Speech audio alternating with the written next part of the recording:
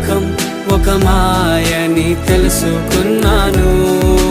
ఏది నా సొంతం కాదనుకున్నాను.